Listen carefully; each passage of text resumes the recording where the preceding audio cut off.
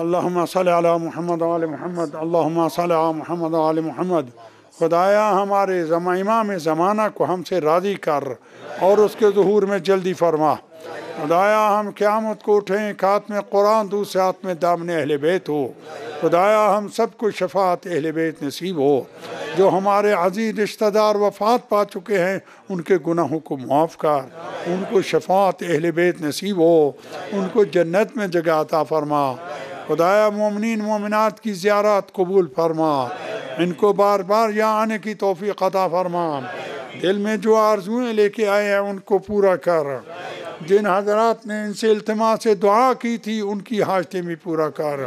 خدایا جو بیمار ہیں ان کو شفا عطا فرما، جو بے آباد ہیں ان کے گھروں کو آباد کر، جو بے اولاد ان کو اولاد عطا فرما، جو تنگ دست ہیں ان کو وسعت رزق عطا فرما، جو مقروض ہیں ان کے قرضوں کو ادا کر، جو بے گناہ قید ہیں ان کو قید سے رہائی عطا فرما۔ شیعان حیدر قرار جہاں کہیں بھی ہوں ان کو دشمنان اہل بیت کی شر سے محفوظ فرما۔ وہ مجاہدین جو دشمنان اہل بیت سے جنگ کر رہے ہیں ان کو فتح یابی عطا فرما۔ جو شہید ہو گئے ان کو شہداء کربلا کے ساتھ محشور فرما۔ ان کے ماں باپ کو، ان کی بیواؤں کو، ان کے یتیموں کو صبر جمیل عطا فرما۔ جو زخمی ہیں ان کو شفا عطا فرما۔ خدا مجھے توفیق دے مرنے سے پہلے اپنی قوم شیعہ کی کوئی خدمت کر جاؤں۔ مجھے توفیق دے اس حوزہ علمیہ کو اور مضبوط اور بلند کر سکوں۔ اللہم صلی علی محمد و آل محمد۔ میرے بھائیوں، بیٹوں اور بیٹیوں، آپ حضرات نے زائر امام حسین کی حیثیت سے اس چھوٹے سے دفتر میں قدم رکھا ہے۔ قدم کو آپ نے اس دفتر کو اپنے قدموں سے شرف بخشا ہے۔ آپ کیونکہ یہاں آئے ہیں، آپ کا میری گردن پہ ایک حق ہو گیا ہے۔ میری گردن پہ آپ سب کا ایک حق ہو گیا ہے۔ وہ حق یہ ہے کہ میں آپ پہ وعدے کروں کہ زیارت کی قبولیت کی نشانی کیا ہے اور زیارت کیسے قبول ہوتی ہے، کیونکہ زائر کا مہم مقصد زیارت کے بعد یہی ہوتا ہے کہ خدا اس کی زیارت قبول کرے۔ اگر زیارت قبول نہ ہوئی خدا نخواستہ تو جیسے آئے تھے ویسے ہی۔ اور ظاہر ہے کہ مجھے یہ وعدے کرنے کے لیے کہ زیارت کی قبولیت کی نشانی کیا ہے اور زیارت کیسے قبول کروائی جاتی ہے خدا سے، معصوم سے، مجھے کچھ جملے نصیحت کے کہنے پڑیں گے۔ برداشت کریں گے نصیحت؟ غصے میں نہیں آئیں گے؟ ناراض نہیں ہوں گے؟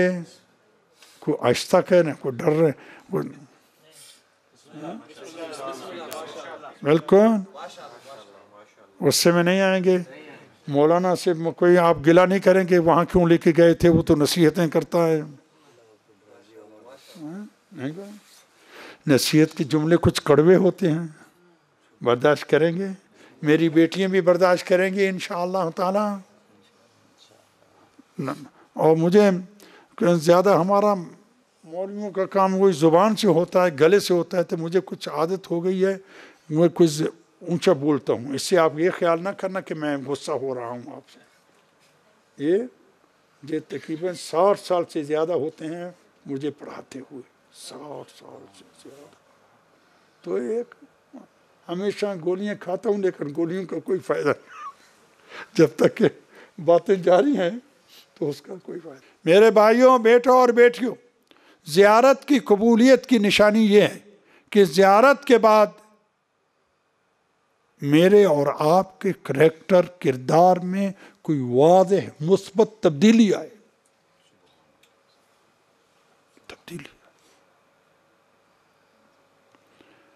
میں اور آپ امام زمانہ کی شفقت کی دعاؤں سے ہم زندگی بسر کر رہے ہیں۔ اگر مولا کی شفقت سے پر دعائیں میرے اور آپ کے لیے نہ ہوں تو دشمنان اسلام، دشمنان اہل بیت ایک ایٹمی بم سے ہمیں 1 سیکنڈ میں سب کو تباہ کر سکتے۔ لیکن میرا اور آپ کا مظلوم امام دعائیں کرتا ہے،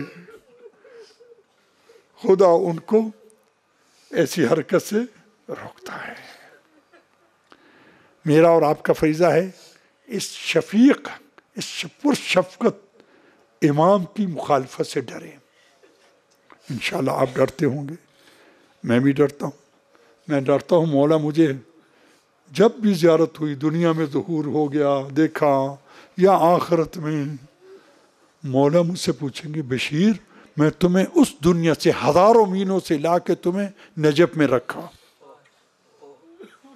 اور کئی بار کئی قاتلانہ حملوں سے زخمی ہوتا رہا ہوں، لیکن خدا نے مجھے اس کی مولا کی دعا سے ابھی تک زندہ رکھا ہے۔ مولا فرمائیں گے بشیر میں نے تم پہ نجف میں رکھ کے نجف کے حوضے کی چابیاں تیرے ہاتھ میں دی، میرے شیعہ آئے تھے، تم نے نصیحت کیوں نہیں کی تھی؟ مولا امام زمانہ گواہ رہنا، میں تیرے شیعوں کو نصیحت کرنے لگا ہوں۔ قیامت کے دن خدا کے سامنے اور اپنے نانے رسول کے سامنے اور اپنے دادے حسین کے سامنے گواہی دینا، میں تیرے شیعوں کو نصیحت کرتا تھا، میں نصیحت کرتا تھا۔ عرض کر رہا تھا کہ زیارت کی قبولیت کی نشانی یہ ہے کہ زیارت کے بعد میرے اور آپ کے کریکٹر میں واضح مثبت تبدیلی آئے۔ میں اور آپ خیال نہ کریں کہ میں زری کے پاس بیٹھ گیا، زری کو چوم لیا، زری کے پاس چند گھنٹے بیٹھ گیا، جنت کی چابیاں میرے ہاتھ میں آ گئی۔ وہ دشمنان امام حسین جو کربلا میں مولا اور مولا کے مددگاروں کی تلواروں سے مارے گئے تھے لعین، وہ کہاں دفن ہوئے تھے؟ کربلا میں۔ مولا سے پہلے دفن ہو گئے تھے۔ مولا کی لاش تو ابھی ٹکڑے ٹکڑے زمین پہ پڑی تھی، ٹکڑے ٹکڑے۔ جب امام زین العابدین دفن کرنے لگے، اگر بازو کو اٹھاتے تھے وہ علیحدہ تھا، اگر سینوں کو اٹھاتے تھے تو وہ علیحدہ تھا۔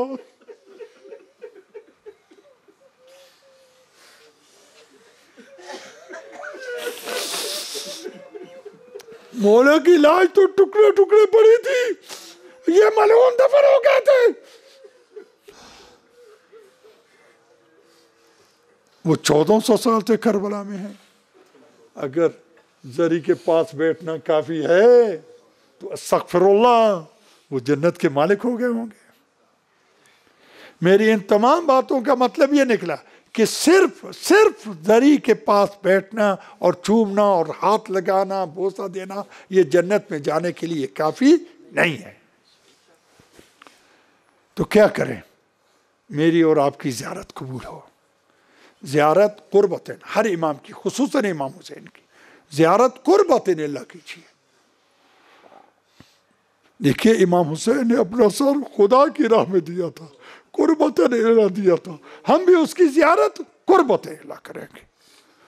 جو آپ کو حاجتیں ہیں وہ زیارت کے بعد، جیسے آپ صبح ظہر مغرب عشاء کی نمازیں پڑھتے ہیں انشاءاللہ، جب حاجت ہوتی ہے نماز کے بعد، نماز قربت اللہ ہوتی ہے، اور اس کے بعد حاجتیں خدا سے طلب کرتے ہیں۔ اس طرح زیارت مولا کی قربت اللہ کریں گے، اور اس کے بعد اپنی حاجتیں مولا کا واسطہ دے کر خدا سے اپنی حاجتیں طلب کریں گے۔ زیارت کیجیے قربت اللہ، اس کے بعد نماز زیارت قربت اللہ، اس کے بعد ذریعہ امام حسین کے قریب ترین پہنچ کر، کبھی بھیڑ کم ہوتی ہے وہاں، کبھی بھیڑ زیادہ ہوتی ہے، جہاں جتنا قریب ہو سکے قریب جا کے کھڑے ہو کر یا بیٹھ کر، جیسے بھی آپ کے لیے ممکن ہو، خدا کے سامنے مولا کو گواہ بنا کر اپنی زبان سے گزشتہ گناہوں کا اقرار کرو۔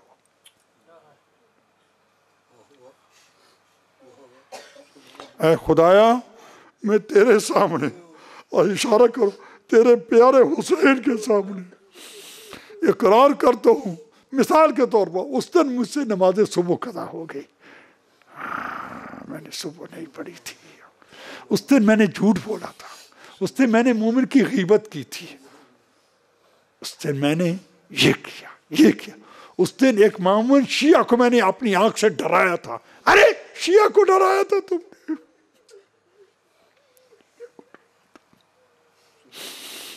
میں نے یہ کیا زبان سے.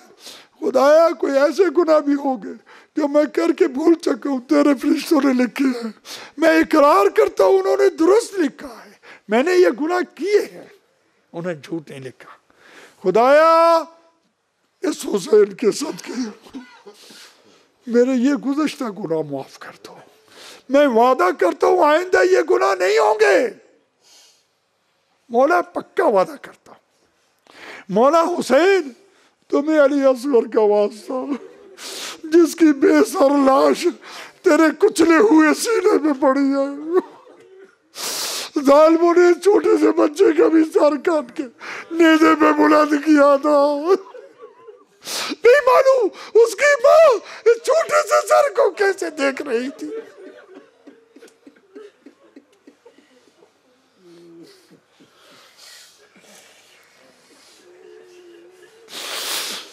مولا حسین تمہیں علی اصغر کا واسطہ میرے یہ گزشتہ گناہ خدا سے معاف کروا دو شفاعت کر کے. میں وعدہ کرتا ہوں آئندہ یہ گناہ نہیں ہوں گے، آئندہ نہیں ہوں گے، نہیں ہوں گے، نہیں ہوں گے. مولا خدا سے وعدہ کیا ہے، مولا حسین سے وعدہ کیا ہے، علی اصغر سے وعدہ کیا ہے. اب وہ گناہ نہیں ہوں گے نا. اب نماز کو دیر نہیں ہوتی ہے، اب غیبت نہیں ہوتی ہے، نہ سنتی ہے. اب آنکھ ادھر ادھر نہیں جاتی ہے، جہاں دیکھنا جائز نہیں ہے. خدا شاہد ہے ہماری معتبر کتابوں میں ہے کہ جو آنکھ مرد کی ہو یا عورت کی ہو نامحرم کو دیکھتی ہے، اس قیامت کے دن لوہے کی سیخوں سے اس کی جہنم میں گرم کر کے اس کی آنکھ پہ ماری جائے گی. اس نے کیا تھا، اس آنکھ سے دیکھا تھا اگر وہ توبہ سے پہلے مر گیا تو. خدا اب تو مولا سے وعدہ کیا ہے نا، اب نہیں ہوں. اب آنکھ ادھر ادھر نہیں جاتی ہے، اب نماز کو دیر نہیں ہوتی ہے. کوئی آپ کو پوچھے تم ایسے نہیں تھے، تمہیں کس نے درست کیا؟ کہو جس نے حضرت حر کو درست کیا تھا. مجھے اس حسین نے درست کیا ہے، جس حسین نے حضرت وہب کو عیسائیت سے نکال کر مسلم بنا کر شہادت کا درجہ عطا کر کے جنت میں داخل کر دیا. مجھے اس حسین نے درست کیا ہے. اور اگر ہمیں کوئی درستی نہ ہوئی، معذرت چاہتا ہوں. آپ نے وعدہ کیا نصیحت سننے کا، گویا کہ ہم کالے دل سے آئے تھے، کالے دل سے واپس آ رہے ہیں. اگر درست نہ کالے دل سے. میرے بھائیو بیٹو، کچھ گناہ کبیرہ، ایسے گناہ کبیرہ کی یہ ہے کہ ایسا گناہ کہ اگر انسان توبہ سے پہلے مر گیا تو سیدھا جہنم میں جائے گا. اس کو شریعت میں گناہ کبیرہ یا گناہ بزرگ کہتے ہیں. بہت سارے گناہ کبیرہ ایسے ہیں جن کو اکثر لوگ گناہ نہیں سمجھتے. بڑی مصیبت ہے، دن رات کرتے ہیں کیونکہ اس کو گناہ نہیں سمجھتے، ہمیشہ کرتے ہیں. یہ بڑی، اگر علماء سے بھی نہیں پوچھتے اور گناہ بھی کرتے ہیں تو کب پتہ چلے گا؟ جب اسرائیل نے روح قبض کرنے شروع کر دی. فرشتے دکھائیں گے تم یہ گناہ کرتے تھے، یہ گناہ کرتے تھے. اب توبہ کا دروازہ بند ہو گیا ہے. جب روح نکلنی شروع ہو جائے، قرآن میں صاف آیت ہے کہ توبہ کا دروازہ بند ہو جاتا ہے اور فرشتے جہنم میں گرم کیے ہوئے کوڑے کھڑے لے کے کھڑے ہوں گے. اب آؤ تمہیں بتاتے ہیں. میں مومنین مومنات کو بعض ان گناہوں کی طرف متوجہ کرنا چاہتا ہوں جن کو اکثر لوگ گناہ نہیں سمجھتے. میں دوبارہ پوچھ رہا ہوں، وعدہ کیا ہے نا نصیحت سننے کا، غصے میں نہیں آئیں گے نا انشاءاللہ. ان گناہوں میں سے، گناہ کبیرہ میں سے ایک گناہ داڑھی مڑانا گناہ کبیرہ ہے.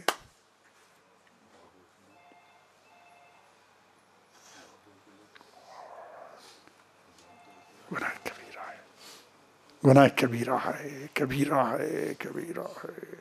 بات کہتے ہیں میں نے باریک مشین سے، خواہ باریک مشین ہو یا اس طرح ہو، دونوں حرام ہے.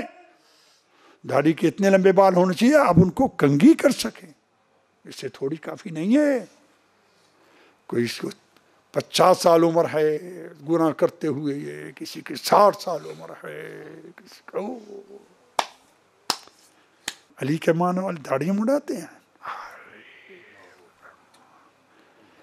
داڑھی مڑا کے آتے ہیں اور زری کو چومتے ہیں اور داڑھی مڑائے ہوئے رخسارے کو زری پہ رکھتے ہیں. میں مولا دیکھو داڑھی مڑا کے آیا ہوں، نہ تیرا کہنا مانا ہے نہ تیرے نانے رسول کا مانا ہے.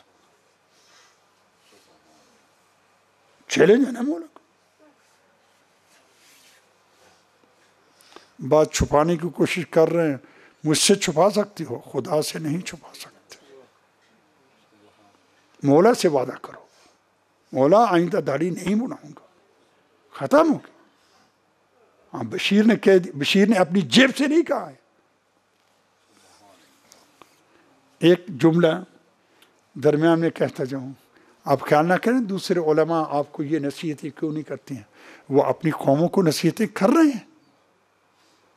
میں شیعہ بر صغیر کے شیعوں کا نوکر میں ہوں، میرا فریضہ ہے آپ کو نصیحت کرنا. وہ اپنی قوموں کو نصیحت کر رہے ہیں. عرض کیا داڑھی منانا گناہ کبیرہ ہے. دوسرے ان گناہ کبیرہ میں سے معذرت چاہتا ہوں، ہم میں سے اکثر لوگ چچا کی بیٹی، ماموں کی بیٹی، پھوپھی کی بیٹی، خالہ کی بیٹی، اس کا چہرہ بھی دیکھتے ہیں، اس کے بال بھی دیکھتے ہیں، اس کے ہاتھ بھی دیکھتے ہیں، اس کی گردن بھی دیکھتے ہیں. خدا تمہیں ہدایت کرے، یہ کیا لگتی ہے تیری؟ کہتے ہیں بہن ہے. بہن ہے؟ چچا ماموں پھوپھی کی بیٹی سے ہم شادی کرتے ہیں یا نہیں؟ تو یہ بہن نہ ہوئی. یہ کیا ہو رہا ہے گھروں میں؟ اپنے بھائی کی بیوی، چھوٹے بھائی بڑے بھائی جس کو ہم بھابھی کہتے ہیں، اس سے خوب مذاق ہوتا ہے. اس کا منہ دیکھتے ہیں، گلا دیکھتے ہیں، سب کچھ ارے بال پاؤں دیکھتے ہیں. کیا لگتی ہے تیری؟ یہ بہن ہے. بہن ہے تو تیرے بھائی نے اس سے شادی کیسے کی ہے؟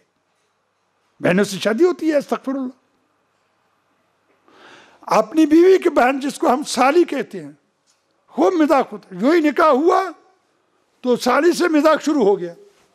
کیا لگتی ہے تیری؟ یہ کہتے بہن ہے. بہن ہے تو بہن سے شادی کیسے کی ہے تم نے؟ جھوٹ بولتے ہو. جھوٹے پہ خدا کی لعنت ہے قرآن میں.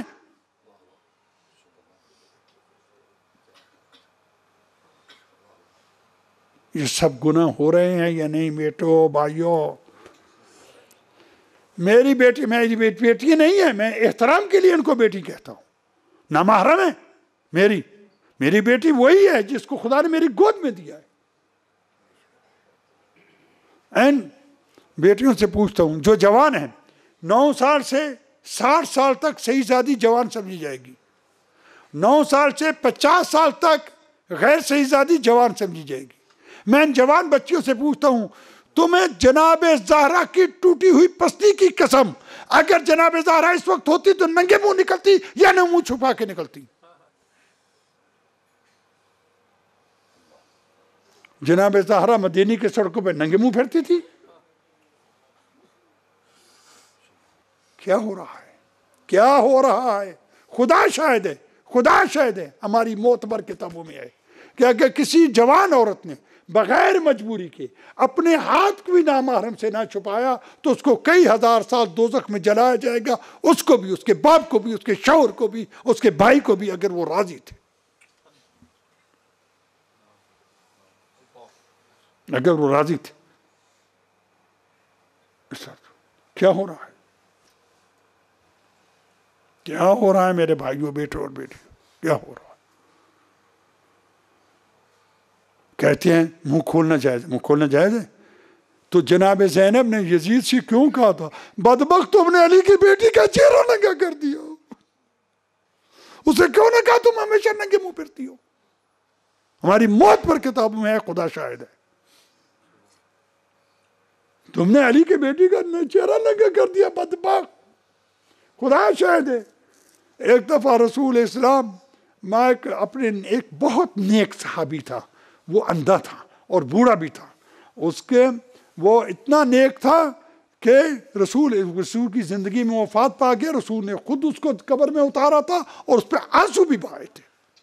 اتنا نیک صحابی. اس کے ساتھ رسول اسلام جناب زہرا کے دروازے پہ آئے، دروازہ کھٹکھٹایا، گویا کہ رسول مجھے آپ بتا رہے تھے اپنی بیٹی کے گھر بھی بغیر اجازت کے داخل نہ ہو جاؤ، بیٹی کے گھر میں آؤ بابا اندر آ جاؤ۔ فرمایا رسول نے میرے ساتھ یہ اندھا صحابی ہے، جناب زہرا نے کہا نہ یہ اندر نہ آئے۔ جناب رسول نے جناب زہرا سے کہا مجھے اور آپ کو بتانے بیٹی وہ اندھا ہے۔ عرض کی بابا وہ اندھا ہے، میں اندھی نہیں ہوں،